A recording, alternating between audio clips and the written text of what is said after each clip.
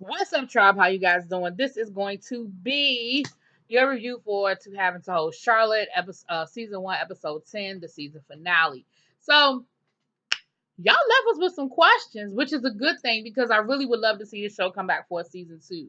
I've enjoyed it. I've enjoyed the whole concept of it. We have couples that are in all different stages of their relationship. We start this episode off with Peter and Josh getting engaged. You know what I'm saying? And we're going to end this episode on the other end of that. So we left off last week with the cliffhanger, which I wasn't sure whether it was a cliffhanger or not, but it was. We didn't know what Peter was going to say, but Peter did say yes, and it was sweet. It was really sweet. I love Dwayne Wade did this with Gabrielle Union when he proposed to her, and he had his boys be a part of the proposal. And I want to say they created a sign that said, "Will you marry us?" Because his thing was, "You're not just marrying me; you're marrying my family. You know, I have children. You're marrying myself with my kids." So I love the fact that the girls were a part of the proposal because it is a commitment to not just Josh, but to the girls, which they were already sort of that family. They're just kind of solidifying it with the legal piece of paper. Um, and the first phone call they made was to Juliana, which Peter made a good point. Peter was like, "Hey, does she need to be here for this? No. But do I think that, am I happy that she was the first phone call we decided to make? Yes. Boundaries. People are setting some boundaries here, right? So it was really sweet. And it was a really, like I said, it was a really great moment. So I hope next season we get to see the wedding, or at least planning and then build up and all that good stuff. Anyway, because y'all see how far long ago this was. This was Christmas, so we damn near a year later. But neither here nor there. Then we see Elaine put on her big girl panties and sit down and have a conversation with Juliana. Because her thing was, you know what, with all this that's going on, I never actually had a direct conversation with Juliana alone without anybody else in the room so that we can actually talk, clear the air, and be done with the whole situation. So they actually get to talk, and I don't know if anything was resolved, to be honest about the matter, because Juliana's thing was, I get it. I understand that all you're getting is one side. You're getting Peter, well, she said their side when they're venting. And so you don't know the other side. You don't know all the positive because all you're getting is a negative. Like, I get that. But the way in which, and Elaine was like, look, maybe my approach is wrong, but I still feel the way I feel. I feel like you cross lines and you don't respect boundaries. Uh And then they got into the conversation about whether you think I'm a bully or not. And Elaine doesn't see that she's a bully. Elaine, you're a bully. Now, do I think that you're a mean, nasty person? No, I don't. But I think that the way, because you did the same thing at the end of the episode, which we'll get there too. Elaine is one of those people that feels like because it's her opinion, she should be able to say it however she wants to say it. And because she's being honest, then it doesn't matter how it comes off. I'm just being honest. But your tone, your approach is very forceful, and that can come off as you just sort of beating somebody over the head with your point. And unless somebody agrees with you, you're just gonna keep going and going and going. I don't know if that's the definition of a bully, but that certainly does not make for a open dialogue with somebody. Now, she said that she felt bullied when Juliana went on the radio show and made the comments that she made. Juliana's thing was, I was just responding. Like, you had attacked me and I was responding to the attack.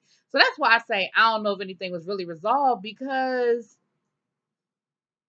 I don't know if they came to any sort of understanding about the issues that they were having. I think they came to an understanding about Elaine getting the raw end of the conversation as far as not getting um getting Peter's frustration versus getting a piece of it. Anyway, they both agree that they're not about to walk off to the sunset singing Kumbaya, but they do feel like they were able to clear the air. But what I do appreciate is that the conversation was had, because I think from the very beginning that's probably kind of how the conversation should have went down. Well, no, let me rewind. I think from the very beginning, Elaine ain't had nothing to say to begin with. I don't feel like it was her place to ever say anything to Juliana. But since she did, I I feel like the conversation needed to be had. So I can respect the fact that the conversation went down. I just don't know if anything fixed. Like if we have a season two, I see us having this conversation again. Anyway, so then we have Clint and Ursula. Ursula's daughter graduated from college, so that was great. They were having a little celebration. Everything was cool. Ursula decided to let the girls know where she is in her journey, with her new phase that she's going into, where she is exploring career opportunities that may take her out of town. This dissolved into a really ugly scene. Clint, I feel where Clint is coming from. I'm not saying I agree with where Clint is coming from, but I do feel where he's coming from. Clint's thing is, if it ain't broke, don't fix it. Like we're good. Like I take care of the house. Charlotte is a metropolitan area. Surely you can pursue your career here. Surely you don't need to go anywhere outside of Charlotte. Maybe ride back and forth. Well, hell, they act like Burlington was the end of the world. So I know they weren't going to ride up to the Raleigh Durham area and think that I don't know, because like I said, I'm still stuck on them acting like Burlington was the end of the world. But Raleigh Durham is a big medical metropolis. So I don't know. That's where I guess Clint is coming from. Like, look, I want my wife home every night. I want her in my bed every night. And so the girls were sort of taking Ursula's side of it, which I see Ursula's side of it. I don't think she necessarily needs to go as far away as where she was talking last week, like Nebraska or Green Bay. But I don't see where leaving a little bit here and there is a problem. And then the girls brought up that Clint went to Alabama for a year. And he was like, well, that was different. I had to do that. Ursula feels like this is what she has to do for her job, Clint. And I think what you need to hear. You need to understand that that's what she feels like she needs to do for her job. And really for her peace. You know, for her peace. She's in a different place and she really truly feels like she's done her part for everybody else and now it's her turn. And all she wants is for you to support her the way she feels like she's supporting you. Um, but Clint got really upset and I think he sort of felt ganged up on a little bit and a little attacked. And he told the girls, look, your opinions don't matter. He said, your opinions don't fucking matter. And Ursula was like, whoa, whoa, whoa. We don't talk to each other like that. But Clint was just like, look, I don't want to talk about this anymore. Like, I heard what y'all had to say, but y'all opinions don't have nothing to do with this. Like, y'all take care of y'all situation. It's between me and your mama, and we're going to handle it. And, Ursula was a little upset because she was like, we don't talk to each other like that. But Clint, was definitely frustrated and he felt, I just think he felt ganged up on. Um, I really pray for them because I like them. And I certainly see both sides of the coin. And I hope that they're able to come to a happy medium in this. I don't know what went wrong with the contract in Burlington. But once I found out it was Burlington, I'm thinking, y'all could have worked that one out. Like, seriously, y'all. And a couple of people in my comments who know North Carolina said the same thing I was saying. Like, real talk. Last summer, let me tell y'all something. Last summer, I was in Durham for a month. I was at a program at Duke. I was at, if you've been watching my videos since last year, you know what I'm talking about. I was there for a month. And I have friends all through North Carolina. Like, literally, I would drive to Charlotte from Durham, spend a couple of hours with my friends, come back through Greensboro, spend a couple of hours in Greensboro, and be back in Durham by the end of the night. Like, it is not that serious. But that's me. Anyway, I probably put more miles on my car that month I was in living in Durham than I probably did the whole year up here. Like, it was a lot. So then we have Daryl and Christine.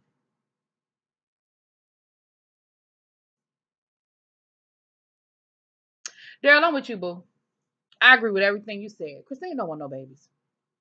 And Christine, it's okay. And what I hear Daryl saying is, I love you, you're my heart. I ain't going nowhere. I'll be hurt. but I'm not going nowhere. But I need you to be honest with me, because what I don't want to do is keep hoping that this is what's going to happen, and it's not what's going to happen. So if you really don't want kids, just let me know you don't want kids. But what I'm hearing from you, you keep making all these excuses in the world as to why you don't want children, instead of just saying that to me. Christine's thing is, I just don't want kids right now. And I think what she's doing, in my opinion, I think she's hoping that it'll change, because she does love Daryl and she wants to give him what she wants. Like, I think she wants to make him happy. I just don't think she wants kids. And as somebody who didn't want kids and didn't have kids, I get it. I understand everything Christine is saying when she says, look, I don't like having to be responsible for anybody but me. I like if we wake up in the middle of the night and we want to go jump on a plane first thing in the morning, we can go online, we can buy a plane ticket, and we can go. We ain't got to worry about no babysitter. We ain't got to worry about no nannies. We ain't got to worry about packing no bottles. We ain't got about no. I, I get it. But you just have to be honest with him, because he's telling you, I know you don't want kids. I just need you to let me know. I just need you to tell me. Because she took this whole fertility situation and went way with it. Daryl's thing is, look, can we just try the old fashioned way first before we start thinking it's not gonna work? And then they end up having another conversation later on over dinner. And Christine really gets into, she was old enough to understand when her parents' relationship failed. And she feels like part of it was because they had her younger sister. She feels like that was part of it. And just how hurt she was with seeing, you know, technically seeing her father walk out of her life. And, I don't know. I can't tell nobody else how to feel their experience. But I'm just gonna say that, you know, if that's not what you want, you just gotta let that man know that's not what you want. But from what anyway, I'm done. I don't say what I gotta say about that. All right. We have the champagne launch with Yandrick and Elaine. And I want to say this because there was some questions that I didn't understand. I wasn't sure about either. Some things got cleared up for me this week, and I want to just say this. So here's the thing, and Yandrick kind of gets into it. Um, it's not that he doesn't pull his weight. It's not like he just sitting around waiting for the next best thing to fall out the sky. He just stays at home all day while Elaine goes out and works at the salon. It's not it. His thing is, I pay half the bills. I want to be at a point where I'm paying all of the bills. I retire my wife, and I'm making sure that we are living and maintaining the lifestyle we want. So it's not that he doesn't have a job. He has a job. Now he does talk about that he got laid off at one point, and one thing I can't be mad about is a man's man. And I know that, somebody who says, look, this is my job. This is my responsibility to make sure that I'm taking care of my home. And we'll see later on in the episode that it did hurt him when he lost his job, and Elaine did have to kind of pick it up. But he's working now. He's just constantly looking for other opportunities to bring more money in so that he can tell Elaine, girl, put them flat irons down and get on over here, and you can put your feet up and eat bonbons while I take care of what we need to take care of. You know what I'm saying? And I can't be mad about none of that. I can only respect that. So I did get that information was cleared up for me. And so I said I would share that in my review this week. So yeah, but we have the champagne event. There's a little bit of shade thrown about whether Yandrick know anything about champagne, but at the end of the day, I think Tayati said the right thing. Tayati said, "Look, it ain't always about what you know. It's about bringing the right people around you that know what you need to know." And I ain't mad about that either, because you ain't got to be an expert on everything, but damn it, you need to bring some people around you that are. And so it looks like that's what Yandrick has done. He had a couple of movers and shakers who know their way around a wine bottle. They tasted it. They said it was good. His. I'm not really now. What I'm not clear on is what this is. Is this a situation where he's a representative for the champagne and he's responsible for trying to get it into restaurants in the area and selling it to wholesalers? Or is he buying interest in the company and so he'll make residual off the. I'm not really sure. I'm not sure whether he's buying interest in the company or he's becoming a distributor. I'm really not sure. But neither here nor there. It looked like it was a really nice event. He had the right people in the room. Looked like he made a couple of good connections. And so they are well on their way with this champagne. I'm not a big champagne person. I mean, I'll drink it on special occasions and do a toast. But you know, some people drink champagne. I'm over brown liquor, girl. Give me my whiskey. Me and Jack, that's my man. But it looked like it was a great event and a nice little launch for Yandrick's new business venture. And I hope that it turns out to be just as successful as they want it to be. So then we see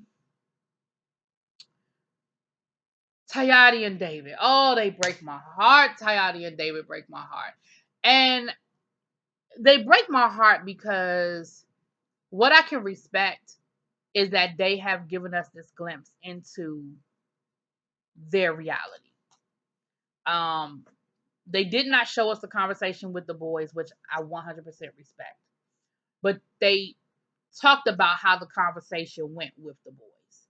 And so it seems as though the boys did what kids do when they find out mommy and daddy are not together anymore. What did I do?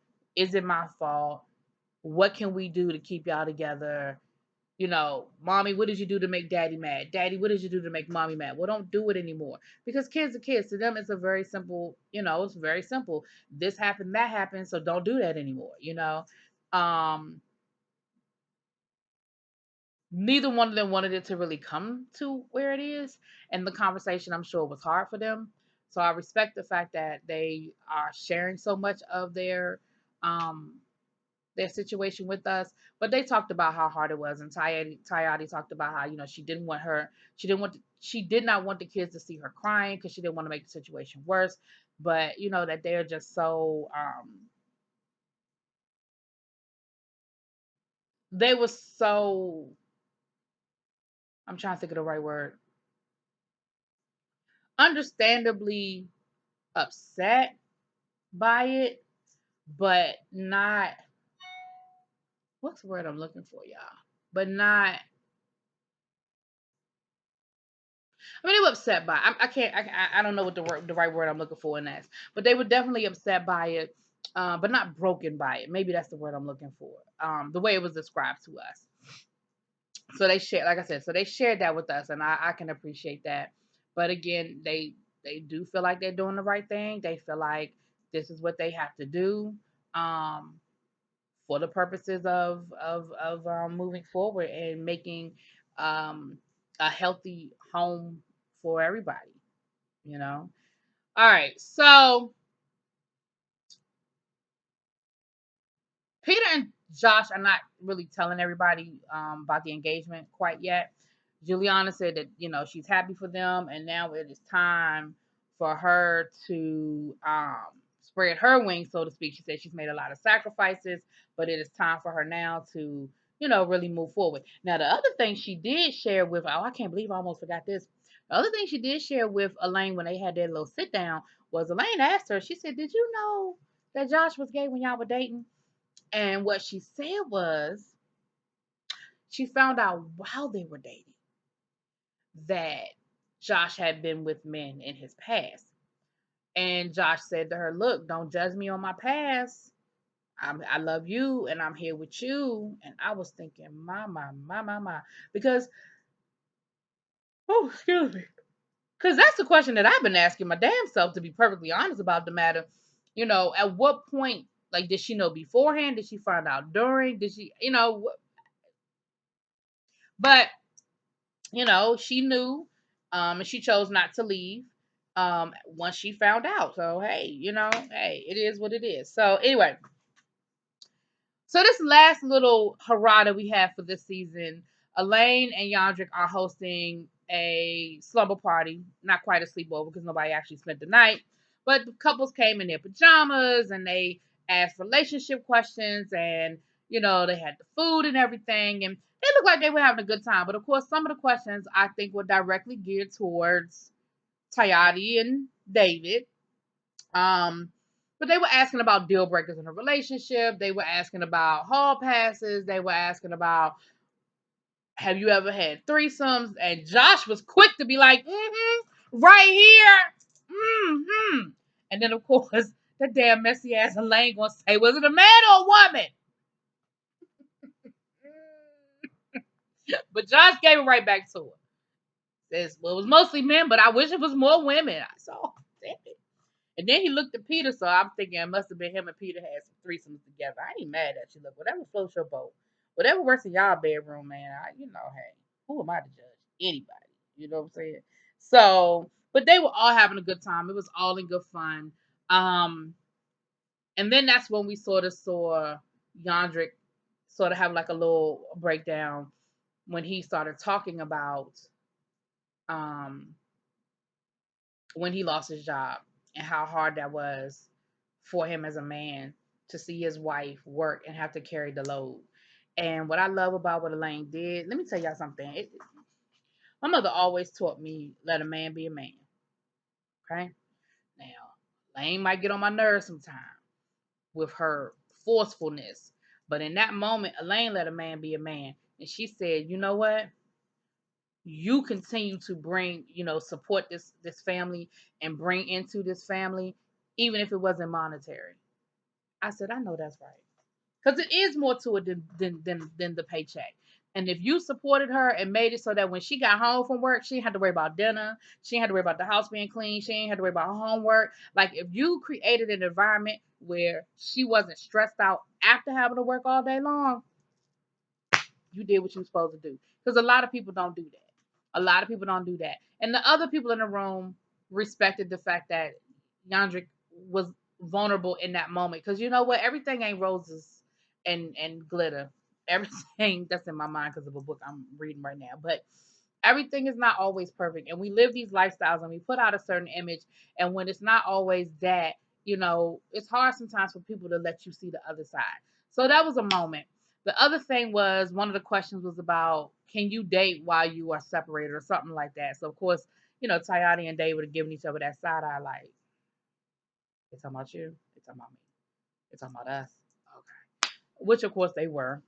Um, so then, the party comes to an end and they ask Elaine and Yandrik ask Tayati and David to kind of hang back because they really want to have a conversation with them. And that's when,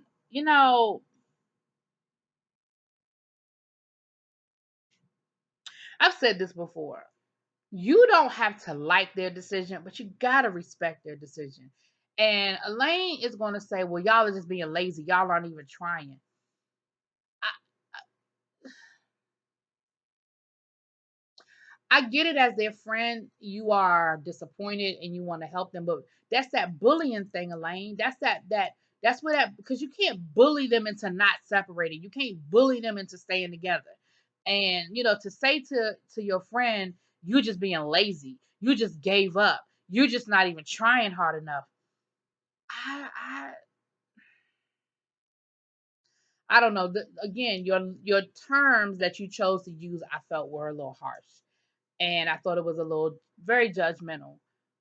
Everybody, some marriages just end, and if they find their way back to each other, that's great. But as her friend right now, what she needs from you the most is your support, not your condemnation. And I feel like that's what you gave her in that moment. Now, what happened the next day or a week later or 2 weeks later, don't know. But in that moment, I just feel like you were judging her and you were condemning her instead of supporting her and sort of being there for her. And honestly, that's where they left us. So they kind of left us open for season two. You know what I'm saying? Because who doesn't want to know what's going to happen with Tayati and David? Who doesn't want to kind of see how this champagne thing is going to go? I want to see the wedding of Josh and Peter personally. So I really hope that they stirred up enough buzz this season to pick up a season two. I would really like to see. But I enjoyed it, you guys. Y'all let me know what y'all think. Drop it in them comments. Peace.